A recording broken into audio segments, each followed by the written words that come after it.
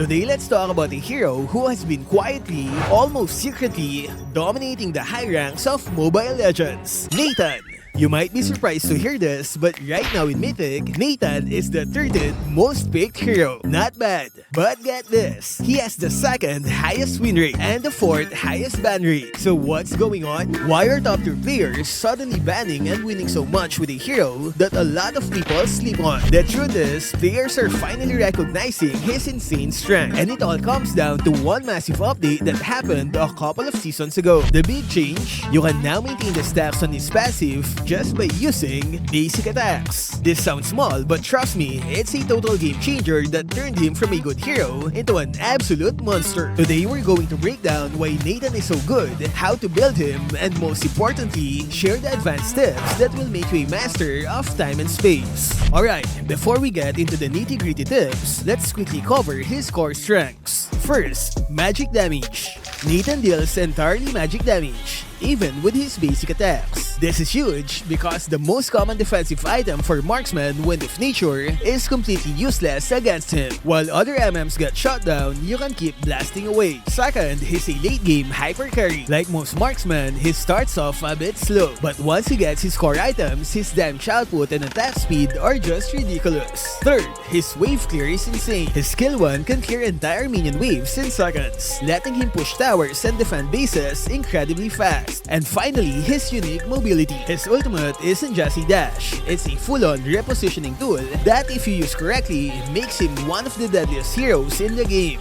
Okay, let's talk items. Natan's build is pretty specific and it's all about maximizing his attack speed and magic damage. Feather of Heaven. This is your absolute must-have, bread and butter item. It gives you attack speed and adds extra magic damage to your basic attacks. Arcane Boots. For that early game magic penetration to make your pokes hurt. Concentrated Energy. This is your hybrid lifesteal item. Since all your damage is magic based, this works on your basic attacks as well, not just your skills. It gives you incredible sustain in fights. Holy Crystal. This is the reason why he can delete HPs even with his skills. A bit pricey but worth the wait. Wind Talker. A great item for even more attack speed and some movement speed to help you kite enemies. Divine Glaive.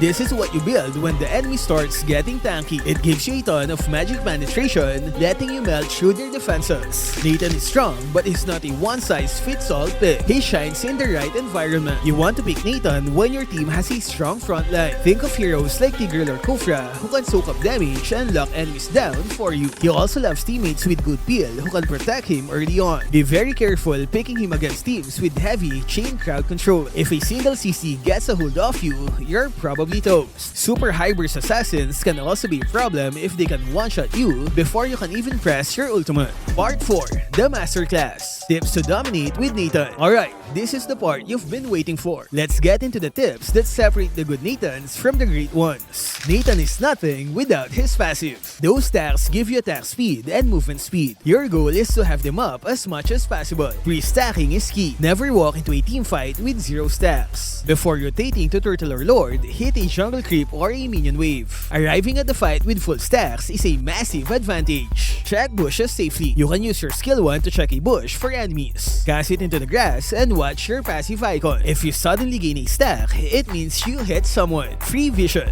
Your ultimate entropy is the highest skill cap part of his skill. How you position your clone will decide if you get a kill or just feed the enemy. The escape route. In a risky or even fight, always place your clone in a safe spot, behind a wall, near your tower, or towards your teammates. Think of it as your instant getaway tool. When you're pushing a tower, drop your clone back in a safe position in case enemies show up. The aggressive play. If you have a numbers advantage or see a low health enemy running away, you can do the opposite. Throw your clone in front of them to close the gap, swap, and secure the kill. But be warned, if you do this and mess up, you have no escape. The zoning tool is an enemy trying to defend a tower or objective. Sometimes you can just throw your ultimate on top of them as a distraction. The fear of you swapping will often make them back off, giving your team space. Just don't swap or else you'll die in an instant.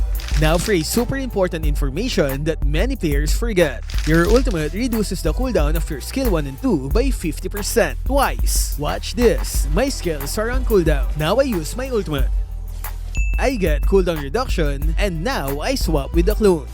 See that? Another cooldown reduction. You can basically get 2 full rotations of your skills in a few seconds. So to maximize your combo, use skill 1 and 2 before the ultimate. Use ultimate, swap clones, and then use S1 and S2 again. It's a massive burst of damage that can melt anyone. And finally, if you're on the other side of the battlefield, how do you deal with this guy? The key is to watch for his ultimate. Once he swaps with his clone, he has committed. That's his only escape, and it's now on cooldown. Save your crowd control for after he swaps. Lock him down then, and he's a sitting duck. But that's assuming he doesn't kill you with his combo. So there you have it. Natan is a powerhouse in the right hands. It all comes down to managing your passive and mastering the 1,000 different ways you can use his ultimate. He takes some practice, but the payoff is one of the strongest late game carries in Mobile Legends. Give these tips a try in your next game, and let me know how it goes in the comments below. Thanks for watching, and I'll see you in the next one.